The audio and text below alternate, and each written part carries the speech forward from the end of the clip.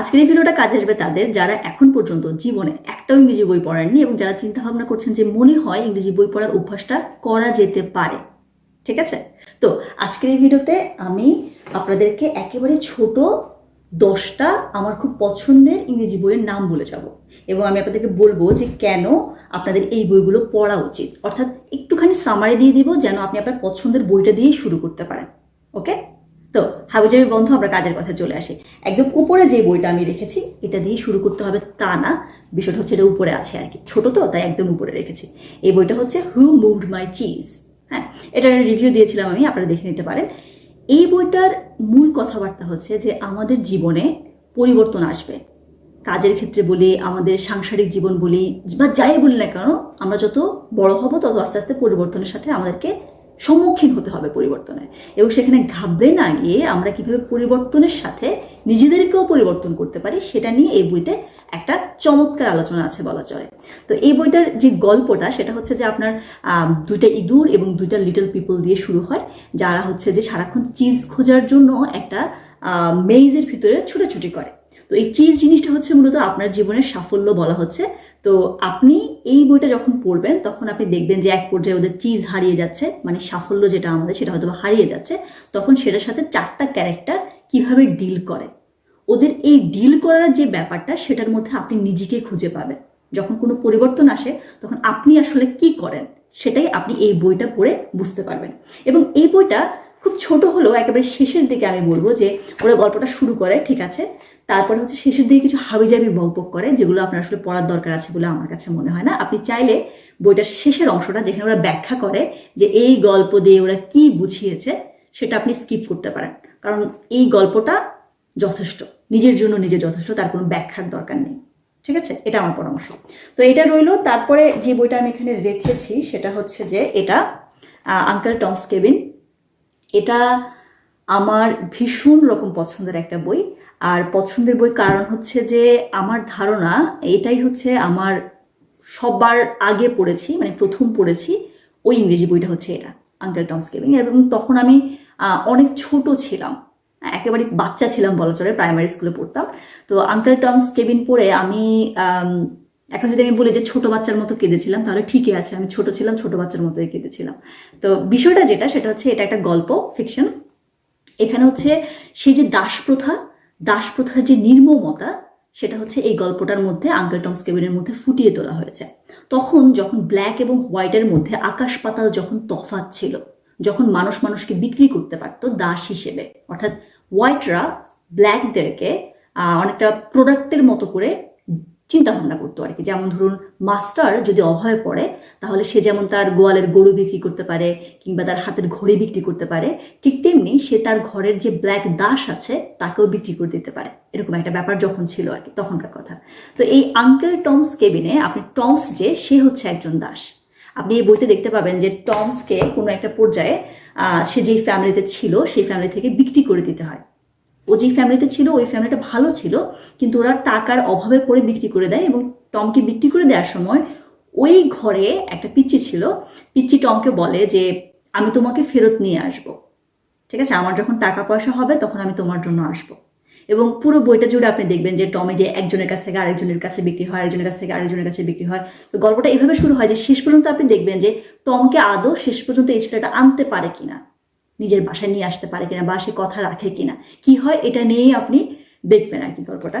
আমার খুবই পছন্দের একটা বই, হয়তোবা এখন বড় হয়ে গেছি, আপনাদের হয়তোবা অনেকের ভালো নাও লাগতে পারে। আমি বলবো যে আপনি না পড়লেও আপনার ঘরের কোনো বাচ্চাকে এই বইটা আপনি সাজেস্ট করতে পারেন। চমৎকার একটা বই আঙ্কেল টমস কেবিন, আমার অল টাইম ফেভারিট একটা বই। তো তারপরে আমি যে বইটা নিয়ে কথা বলতে চাচ্ছি সেটা হচ্ছে যে ইট দ্যাট ফ্রগ। এটা চমৎকার একটা বই। এটাতে হচ্ছে আপনাকে 21টা ট্রিক্স শেখাবে যেটা দিয়ে হচ্ছে আপনি আপনার প্রোক্রাস্টিনেশন যেটা আছে সেটার সাথে ডিল করতে পারেন। খুব ছোট ছোট মানে মজার কিছু ডিল আপনাকে শেখাবে। যেমন ধরুন আমি একটা উদাহরণ যদি দিতে চাই, আপনাকে বলা হবে এই বইতে যে কেন আপনার আগের দিন রাতে পরদিন সকালের প্ল্যান করে ফেলা উচিত বা পরদিনের প্ল্যান করে ফেলা উচিত। আপনি যদি একটা কাগজে লিখে রাখেন যে আগামীকাল আমি এই এই এই এই কাজগুলো করব, সেগুলো যত ছোট কাজই হোক না কেন তাহলে সেগুলো আপনি করার সম্ভাবনা বেড়ে যায়। হ্যাঁ, এরকম কিছু 21টা টিপস আপনাকে এখানে শেখানো হবে। যেমন এই বইতে আপনাকে আরও বলবে যে কেন আপনার সবচেয়ে কঠিন যে কাজটা সারাদিনের সেটা কেন আপনার সকালবেলায় করে ফেলা উচিত। ঠিক আছে, তো এরকম 21টা ট্রিক্স অ্যান্ড টিপস দিয়ে এই বইটা সাজানো। আমি বলবো যদি আপনি 21টার মধ্যে 5টাও যদি নিজের মধ্যে আয়ত্তে আনতে পারেন, তাহলে আমার কাছে মনে হয় সেটার প্রভাব আপনি নিজের জীবনে দেখতে পাবেন। চমৎকার একটা বই, খুবই সহজ ভাষায় লেখা। ওকে, এই বইটা আপনি পড়তে পারেন। তারপরে যেটা আমি রেখেছি, এটা আমার খুবই পছন্দের একটা বই। এটা হচ্ছে যে ডোপামিন ডিটক্স। আমি নিশ্চিত না এটা বাংলাদেশে পাওয়া যাবে কিনা, তবে আপনি খোঁজ করে দেখতে পারেন। ডোপামিন ডিটক্স বইটা হচ্ছে মূলত তাদের জন্য যারা হচ্ছে আমরা কিছু নিয়ে এডিক্টেড। সেটা হতে পারে হয়তো বা আপনি মোবাইল নিয়ে এডিক্টেড, কিংবা আপনি ভিডিও গেমের প্রতি এডিক্টেড, বা যে কোনো কিছুর প্রতি। তো এই বইতে আপনাকে বলবে যে কেন আপনি এডিক্টেড, কেন ফর এক্সাম্পল মোবাইল জিনিসটা কেন আপনি বারবার ধরছেন, কেন আপনি মোবাইল থেকে বের হতে পারছেন না। এই যে ডোপামিন যে হরমোনটা, হ্যাঁ, এটা কিভাবে কাজ করছে সেটা নিয়ে কথাবার্তা বলবে বইয়ের শুরুতে। আপনাকে শুরুতে শেখানো হবে যে কেন আসলে আপনি ট্র্যাপে পড়ে আছেন, ট্র্যাপ থেকে কেন আপনি বের হতে পারছেন না। তারপরে আপনাকে শেখানো হবে যে কিভাবে আপনি ট্র্যাপ থেকে বের হতে পারেন, এবং একদম শেষে গিয়ে আপনাকে বলবে যে ট্র্যাপ থেকে যখন আপনি বের হয়ে যাবেন, এডিকশনটা যখন আপনি কাটাবেন, তখন আপনি আবার কিভাবে ঠিকঠাক থাকবেন, অর্থাৎ রিল্যাক্স যেন না হয়। হ্যাঁ, খুবই চমৎকার ছোট্ট একটা বই। এটা যদি আপনি আসলে নিতে পারেন নিজের মধ্যে, তাহলে আমি বলবো যে বিশাল একটা পার্থক্য দেখতে পাবেন আপনি আপনার লাইফে। আমার খুবই খুবই খুবই পছন্দের একটা বই। আমি ব্যক্তিগতভাবে এই বইটা থেকে সেই লেভেলের উপকৃত হওয়া যাকে বলে সেটাই হয়েছে।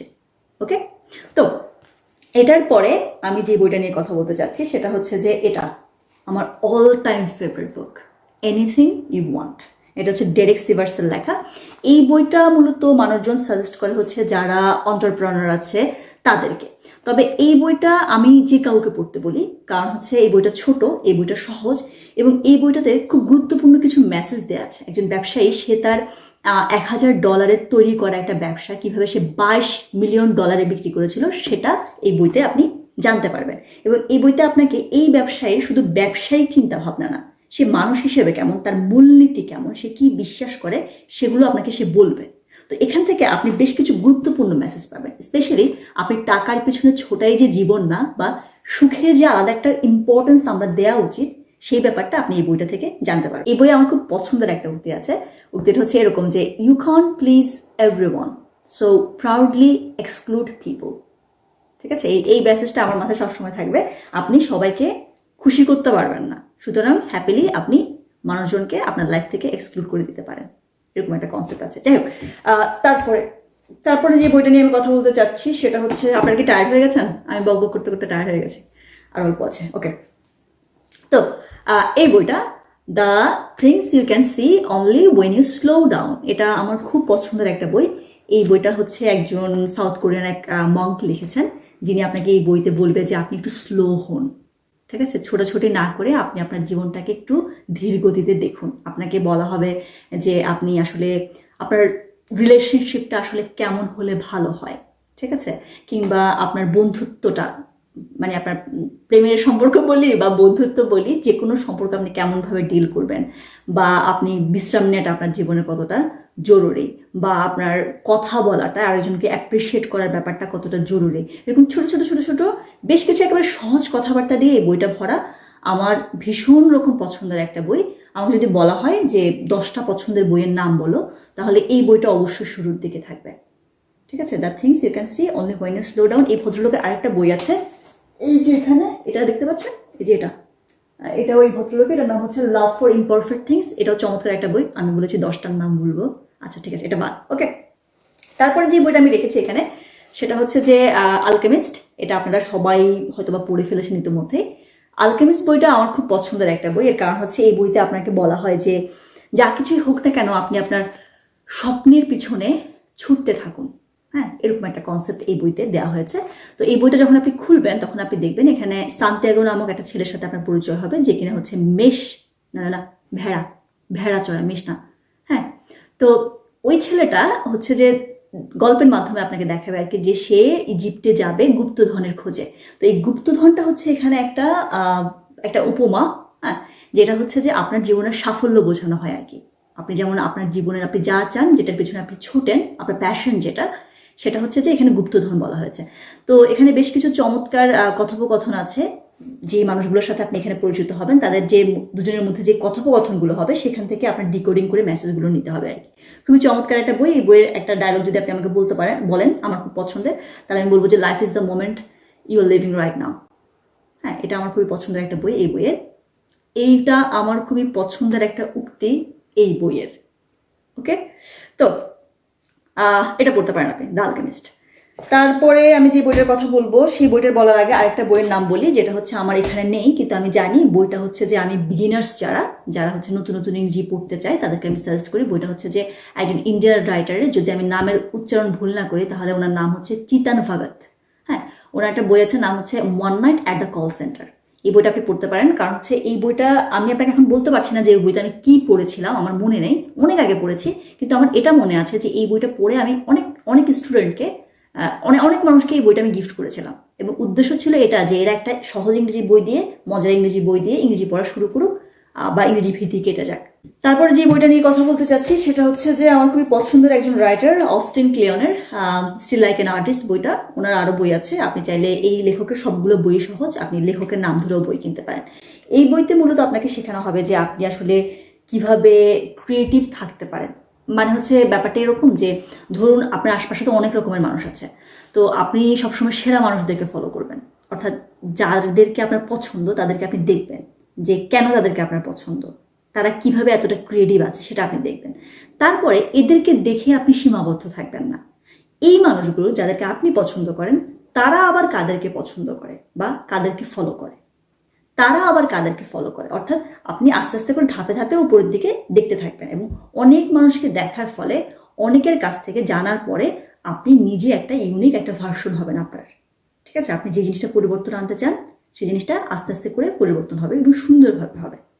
ঠিক আছে, এই বইটার মূল কথাবার্তা হচ্ছে 10 things nobody told you about being creative। হ্যাঁ, বলতে যাচ্ছে যে এই বইটা পড়লে আপনি ক্রিয়েটিভ হবেন বা কিভাবে হওয়া যায় এগুলো নিয়ে কথাবার্তা। আমার খুব পছন্দের একটা বই, এই বইটা আমি সবাইকে সাজেস্ট করি। হ্যাঁ, পড়তে পারেন এই বইটা। তারপরে আমরা চলে এসেছি আমাদের শেষ বইতে। এই বইটা আমার খুবই পছন্দের বই, এটার নাম হচ্ছে অ্যাটমিক হ্যাবিটস। এটা হচ্ছে, আমি আপনাকে একেবারে যদি আগে কোনো বই যদি আপনি না পড়েন ইংরেজি, তাহলে শুরুতে আমি এই বইটা ধরতে বলবো না।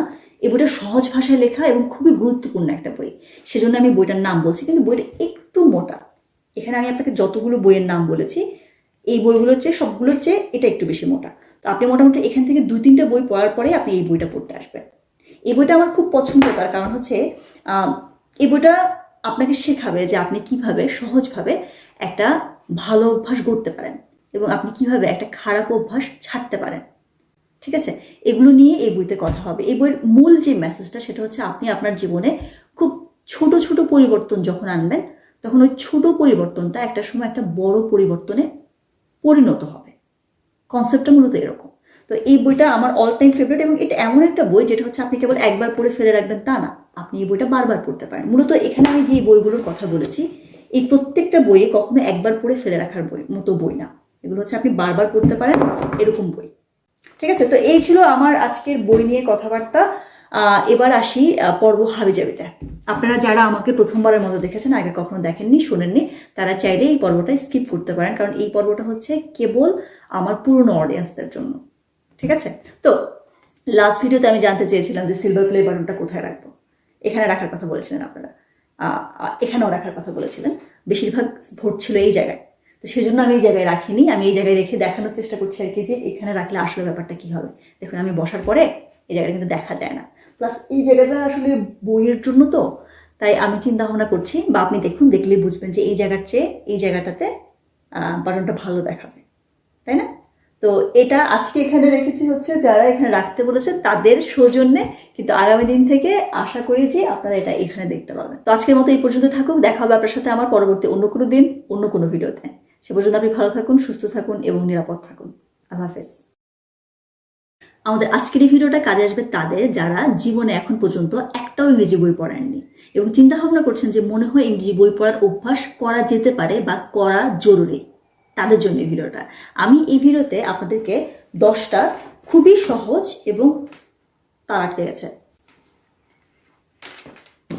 কিছু হইল